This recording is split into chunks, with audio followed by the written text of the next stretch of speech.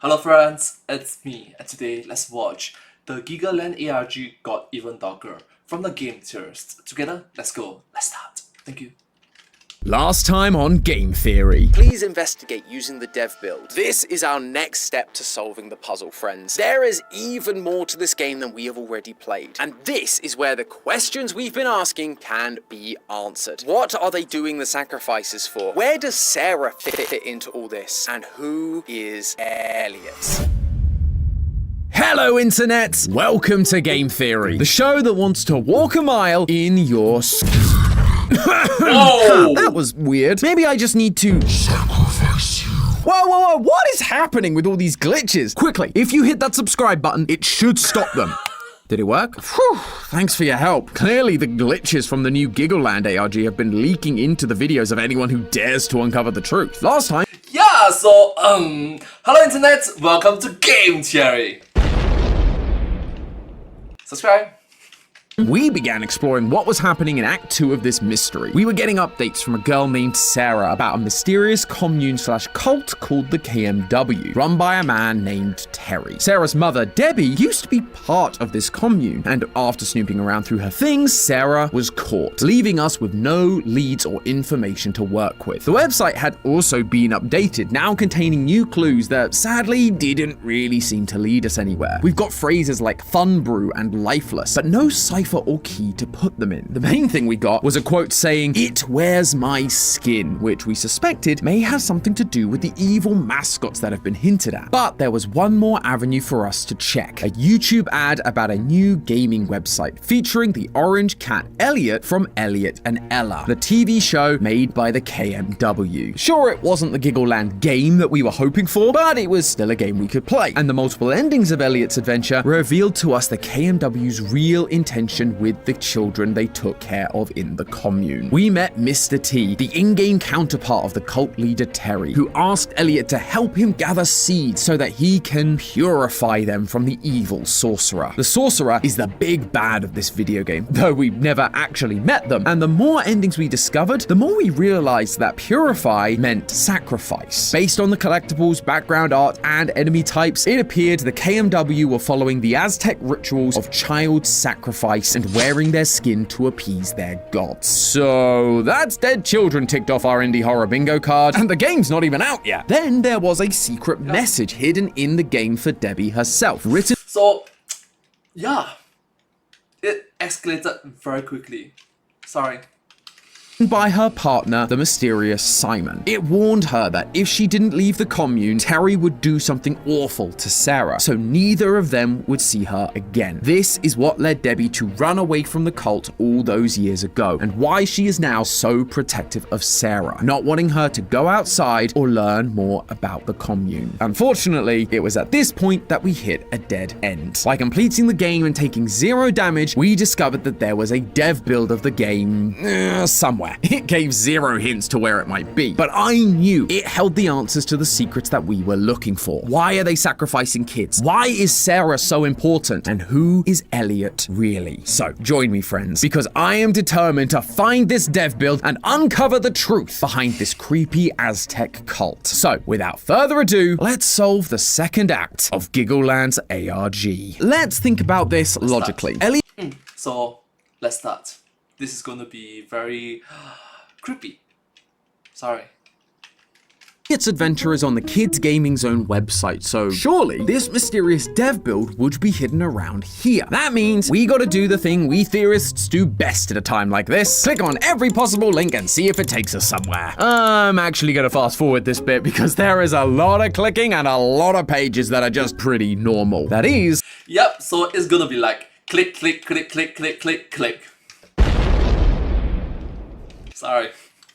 Until you get to the very bottom and click on the web host link. Unsurprisingly, this takes you to a website where you can buy website domains. But by scrolling down to the bottom, we can see a list of recently registered domains. And this is where things go from regular to irregular. Game Tips is a website that gives you tips and cheat codes for games, including Elliot's Adventure, mentioning a God mode in the dev build. Other websites had hidden URLs covered with text directly taken from Sarah's Tumblr posts. Oak Barrel Brew had a secret message when scrolling to the bottom of the page about how abandoned children's fingers would twitch as if they were trying to send a message. It's super weird stuff, but they are all things connecting to what we covered last time. Another one of the website's laughing little ones looks like a website about the biggest party ever, and so naturally, I'm gonna put in all my details because I want to be part of this super cool, totally real party, please. But after doing that, screen went black, a weird sound played, and the text appeared, Sarah location, as well as a bunch of random letters. Once again, we have ourselves a code. What type of code is it? I'm not sure. This isn't any cipher I've ever seen. But as I mentioned last time, thankfully, there is a dedicated team of theorists on the official Discord that were able to help us out. Links to their doc will be in the description. This time, Discord user Chap figured out that breaking the string of letters into 2 letters at a time are the first 2 letters of the website we have discovered on the domain page. GL is Global Street Foods, RE is Retro Bite Hub. It all matches up. But we still don't know exactly what any of this means. We do know that we're on the right track. It's just, where do we go from here? Which seems to be a running theme in this ARG. But again, Chap came to my rescue. They'd found something new on the old missing persons report from Act 1. Seriously, Chap, you are crushing this. What they found was a new audio file named Conversation. But like always, it's password protected. Though I think we already have part of the answer for this one. I mentioned that in our part 1 video, we uncovered some secret words that meant nothing at the time. One of which was Fun Brew that we discovered thanks to a random string of letters on the KMW website and a note in the guest book that encouraged us to use Pastebin as a means of communication. Now, this is where things are going to get a little complicated, but bear with me. We have 2 words, fun and brew. We also have a bunch of websites now thanks to the Giggleland directory and the domain site. One of the websites we explored last time was called fun.html, and there we discovered another word that meant very little at the time, lifeless. Now, one of these new websites is called Oak Barrel Brew, implying that the second half of the code is hidden in this website. On that website, we saw a secret message about abandoned children and how their fingers were a message to something. We're trying to open up a conversation on a missing children's report. So, is that the secret word? Finger? The thing communicating? Fun Brew equals lifeless finger. Yes! That unlocked the WAV file. Let's have a listen, shall we? Come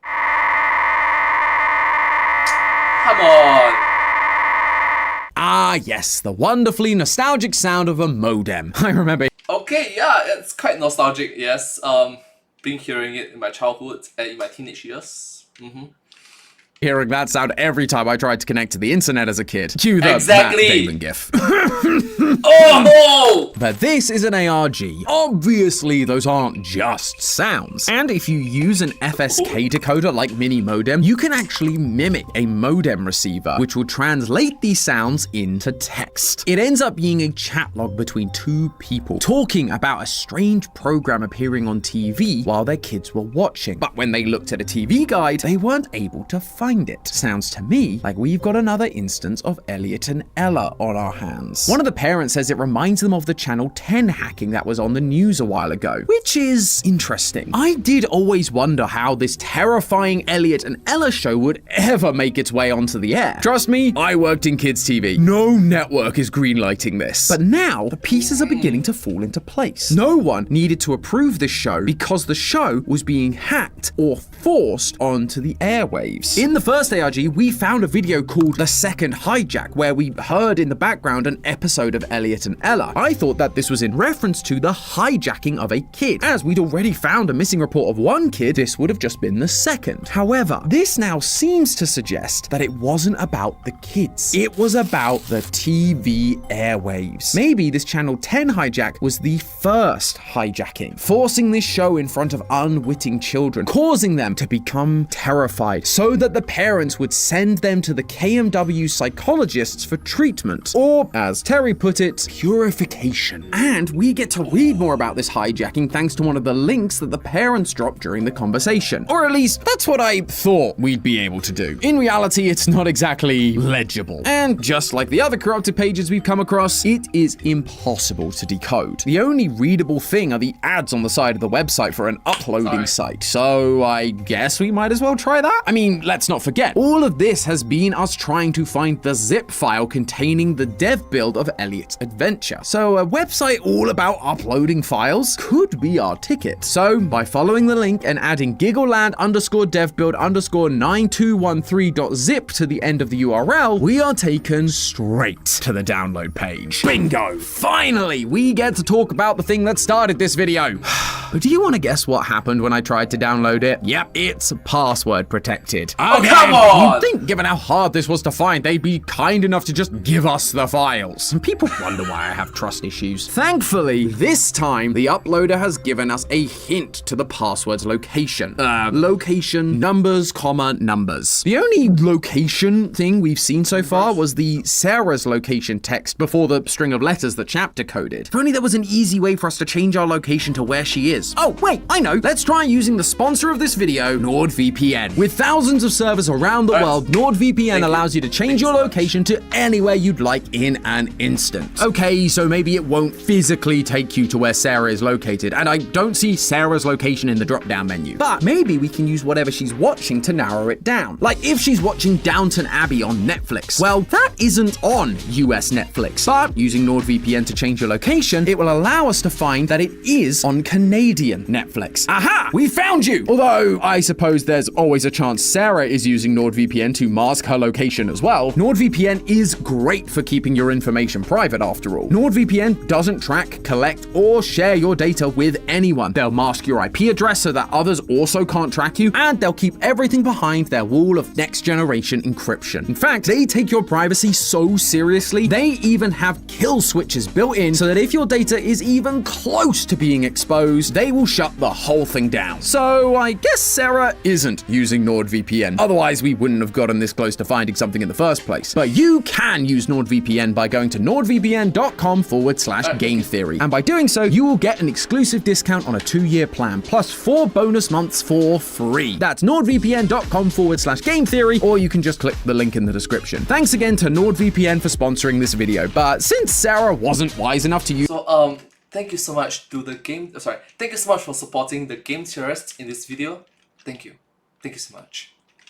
Your product, we've got some coordinates to find based on our previous code. We know that each set of letters refers to all the websites we found, but for this, we need numbers rather than letters. So could it be that each website has a number that can be used for this password? At first, that feels like a wild goose chase, but look close enough and some of these numbers do start to appear, like the number 4 on this coffee bean on the cafe website, or error codes on CL domains. But then there are other websites like Retro Byte Hub and Gardening with Mary that I just can't figure out. And I wasn't the only one. The entire Discord was pretty much stumped by this. But with our powers combined, our big brains made a super brain, and slowly but surely, people began finding the numbers across these websites. And I gotta say, these solutions are strange. Some of them are things like how many times this cloud bobbed up and down until it stopped, the number of times the word tree is misspelt, and the color of the 404 error cloud in hex code. And this is where I've got to get real for a minute. Actually,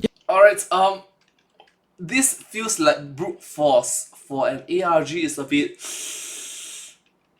It's supposed to be fun to have a pattern, right? Brute forcing is a bit... Sorry, a bit not fun. you know what? Oh! Right, Giggleland, let's talk. What was the thought process here? I'm all for a hard and challenging puzzle. I've sung your praises in every video because of exactly that. But this was just straight up brutal. For a puzzle to feel satisfying, there has to be a rhyme or a reason to the solution. Maybe they're all background assets, or maybe it's all in hex code. But by mixing and matching like this with no sense of direction, it just invites that feeling of frustration and can lead people to brute forcing the solution because they don't see another way of doing it. So if you guys are watching, genuinely, I would love to understand the thought behind this puzzle. Was it simply a test for the community? Did we miss a clue? We theorists, we love to learn from these experiences so we can be better informed and equipped for our next ARG adventure. But anyway, we did find the code, so let's go back to PNG Tom to keep this ball rolling. Using the So IRL Tom become PNG Tom. Yeah! Okay, but anyways, truth aside, what Tom mentions is very good, in which, look, if you're going to create a puzzle, right, at least try to have a coherent path for the audience, for the participants to follow along. If we have to break through forcefully, brute force through the way instead of following the path, the train of thoughts, it defeats the purpose of it being a fun game. ARG, alternative reality game. Original letters as our order and plonking all of the new numbers into it, we get the password 758483,2827363. Now finally we can get our hands on the dev build. And there it is.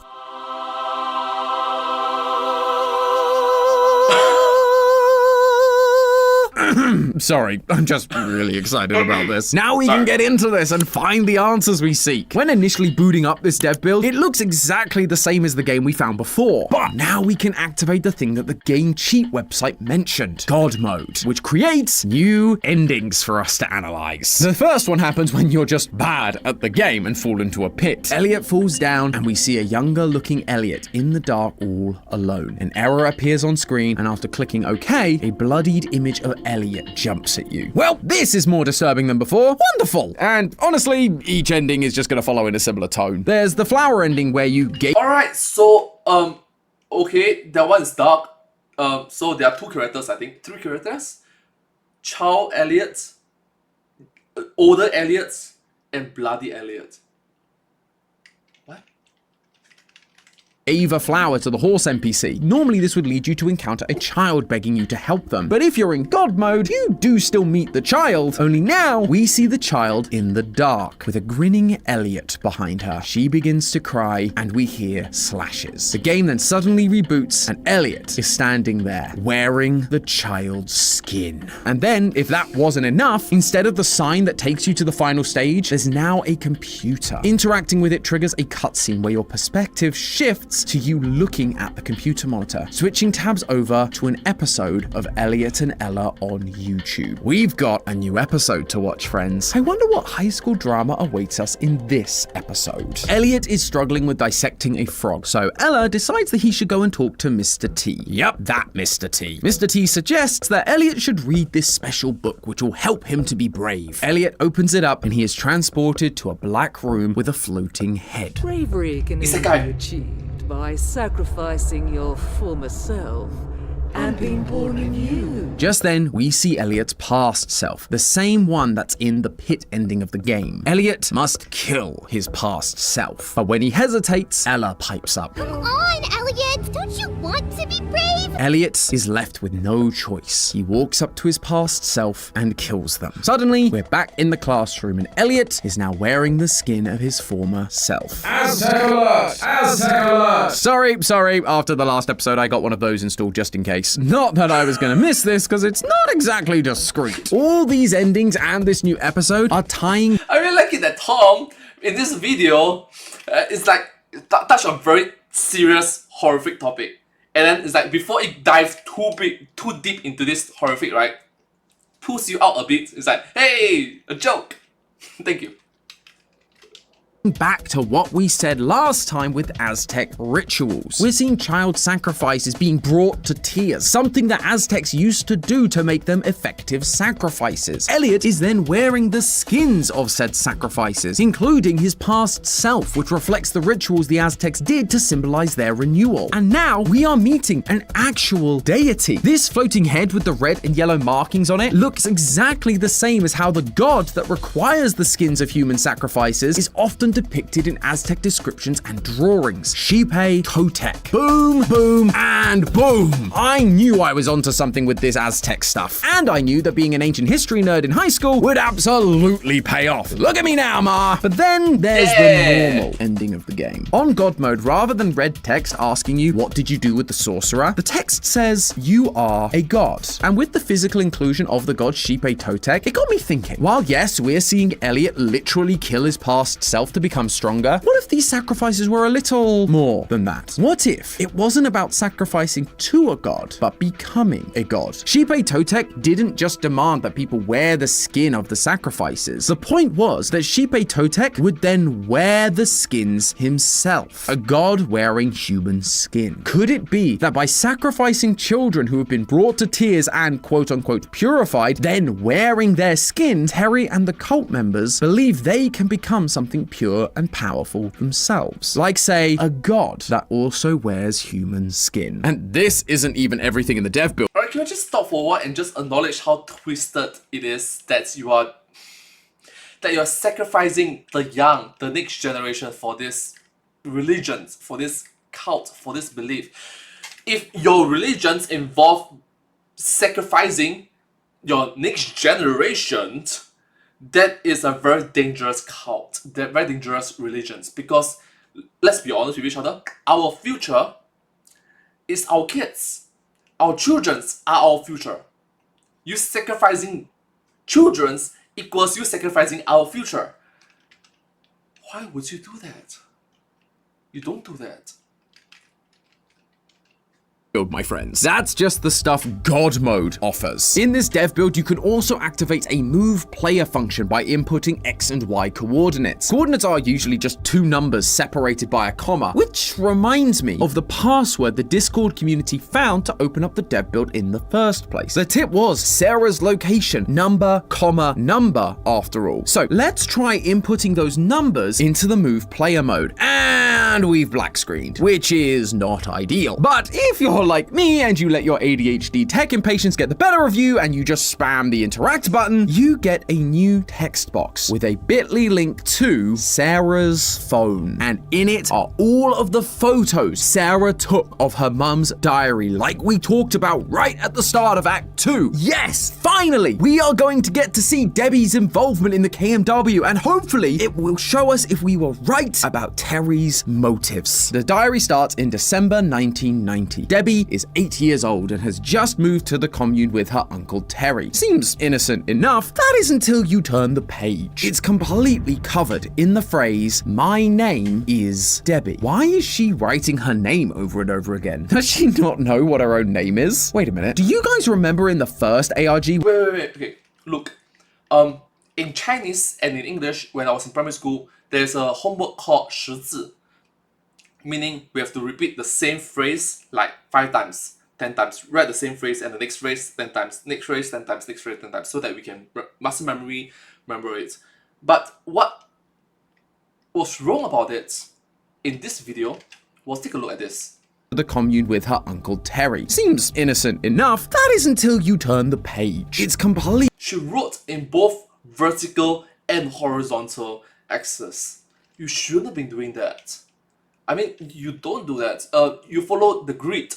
If the grid is a square, one square equals to one character, one square is one character. Outside of the square, you don't write anything. Or if it's lines, you write on top of the lines. You do not write anywhere else outside the line. The line is horizontal, you don't write vertical. Why would you do that? Why? Completely covered in the phrase, "My name is Debbie." Why is she writing her name over and over again? Does she not know what her own name is? Wait a minute. Do you guys remember in the first ARG when we discovered that missing persons report about a child named Laura that had been abducted? We suspected that this was the doing of the KMW. I mean, all the signs were pointing to it. But Laura was abducted on November 23rd, 1990 at age 8. The same age as Debbie, and the week before, Debbie Debbie starts writing in her diary. Debbie is Laura. She was kidnapped by Uncle Terry and was forced to change her identity to Debbie. Like that, 7 years pass, and now Debbie is working on a new show, Elliot and Ella. She is the artist, and her best friend and love interest, Simon, is the writer. Debbie remarks about how Ella is basically just a representation of her, and how Can we just acknowledge how twisted it is? Sorry, but it's kind of twisted, to be honest with you. Sorry.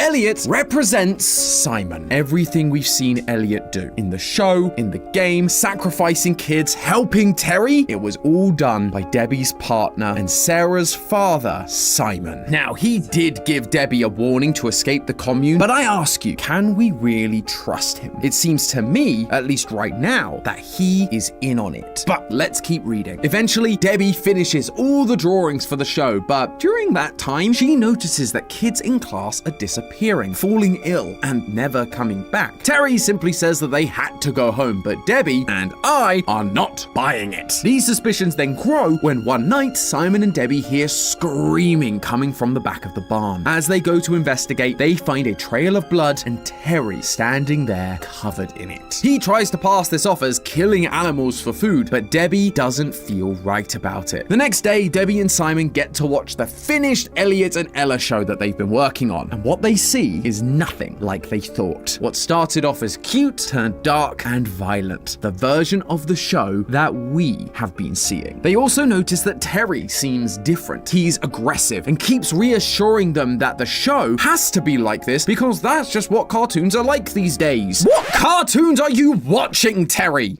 Lee, not helping. It's here that... Lee! Not helping! Come on! Lee! From the film tourists. Hello. Simon and Debbie realize something is terribly wrong with this commune, but they also know that if they fight back, it won't end well. Simon decides that they should act. Yeah, that's unfortunate truth. In a room where everybody says 1 + 1 = 5, you saying 1 + 1 = 2, you are wrong. That's the unfortunate truth. Because you stand up from the crowd. You are the odd ones out. You are saying the truth, you are saying a fact, but you are disagreeing with every single individual. You are the person that stands out from the crowd, and the nail that stands out gets hammered. They isolate you, you are alone, you are ostracized, you are just isolated, and it's easy to pick on you, make your life difficult, make your life terrible, and just make fun of you, mock you, ridicule you, bully you. Who's gonna help you? No one.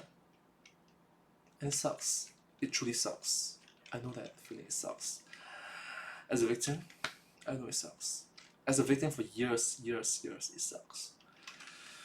Act like everything is fine up until they can come up with a plan of what to do, which might explain why he's been helping Terry with all these sacrifices. He's not evil, he's playing a part, putting up a false version of himself for others to see, almost like he's wearing the skin of a cult member, but underneath he's just a scared little boy. And as we jump ahead to 2006, we see exactly that. Simon has now become a programmer for the KMW website and is involved in making a video game, Elliot's Adventure. Simon is the one behind the messages we've been seeing. Heck, everything we've uncovered on the Giggleland website must have been Simon communicating to us. He gave us these files that we're now looking at from Sarah's phone. He has been the one reaching out to us this entire time. Debbie isn't really happy about any of this. She has more or less isolated herself from the cult, but she's also pregnant with Sarah and her twin. What? We've never heard of a twin before, and in a later entry, we sadly find out why. During childbirth, the midwife says that the twins were tangled in the umbilical cord, and Terry chimes in to say only one could survive. Terry then goes a little off the rails, saying that the firstborn gave their life to save her sister, naming her the Miracle Baby. My guy, read the room. But this is also another reference to the Aztec culture that this cult is following. In Aztec culture, twins were seen as a reflection of the twin gods, Quetzalcoatl Quetzalcoatl and Xolotl. Quetzalcoatl was associated with light and prosperity, but Xolotl was associated with sickness and death. So to avoid bringing death and sickness to the mother and the rest of the community, the Aztec midwife would kill one of the twins at birth, leaving only the one they deemed to be the good twin. Terry believes that one of the children must be sacrificed, or else everything he has built will be destroyed, leaving this miracle child to help bring them into prosperity. That is why the KMW are so obsessed with Sarah and getting her back. Why they keep talking about her location. They need her. We could also take this a step further. Remember that message that said, "You are a god"? Well, maybe that's because in Terry's mind, Sarah isn't just a representation of the god Quetzalcoatl. She is that god. And where is Simon during all of this? Still programming away, becoming more and more obsessed. He says that he's just playing the part, wearing the skin of a cult member while being him underneath. But Debbie begins to wonder if it's actually the other way around. He's no longer the man she fell in love with. He's slowly becoming one of them without even realizing. Just like we see Elliot doing in the game, he is now capturing seeds, i.e. children, and sacrificing them for Terry. He is playing the part so well that he is now a cult member wearing the skin of Debbie's partner. Eventually, Debbie decides she's had enough. She packs her things and she leaves with Sarah. Interestingly, she leaves without reading Simon's note that he left for her in the game about leaving, so I guess things kind of worked out. Well, except for Simon. Do you remember the text we found in the normal ending of Elliot's adventure? What did you do with the sorcerer, Elliot? In our initial episode, we didn't really have an answer for who the sorcerer was. We were told that they were corrupting the seeds and that they needed to be defeated, but we never understood who it was or why it was. However, now thanks to everything we've learned here today, there's only one person it could be: Debbie. Debbie is acting against Terry at this point in the story. She doesn't want Sarah to be involved in any of it. Her anti-cult tendencies are the thing that need to be purified from the seeds, the children, just like Sarah. Debbie being the sorcerer also explains why we never encounter the sorcerer in the game, and yet it acts like we defeat her during the normal ending. Simon didn't actually harm Debbie. He didn't want to defeat her in battle. He wanted her to escape. So the ending skips the boss fight and says you won, because when she did run away, as far as anyone else knew, she had been killed or taken care of, just like he'd been asked to do. But Terry doesn't seem to be buying it. Terry is now asking Simon what he did with her because of that message he left in the game. Debbie may have acted on her own coincidentally, but from what Terry can see, Simon was the cause. And now Simon may not be safe. My first Wow, okay, sir. Tell me you're manipulative without telling me you are manipulative. Tell me that you are controlling without telling me you are controlling. Tell me that you are a puppet master without telling me that you're a puppet master. Bro. Wow, that's dark.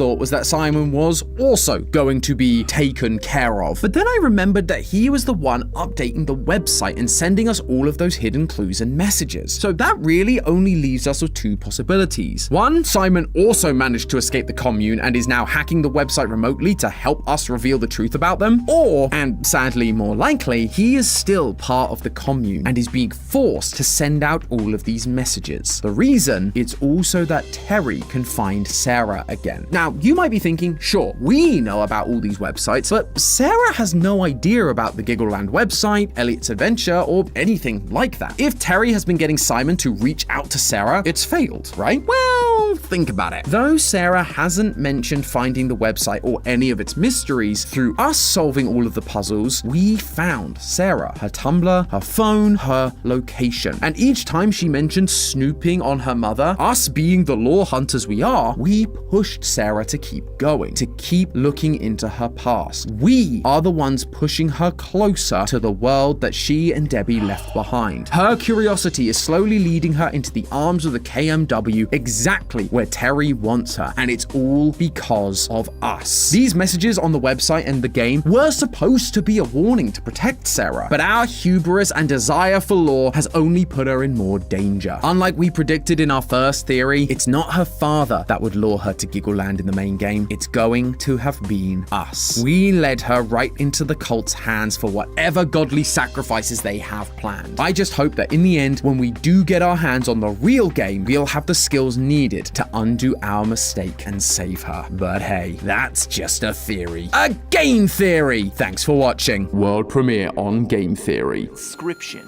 What follows is a deadly card game where your life and the fate of the world hang in the balance. Well, but hey, that's just a theory. A game theory. Thanks for watching. Subscribe.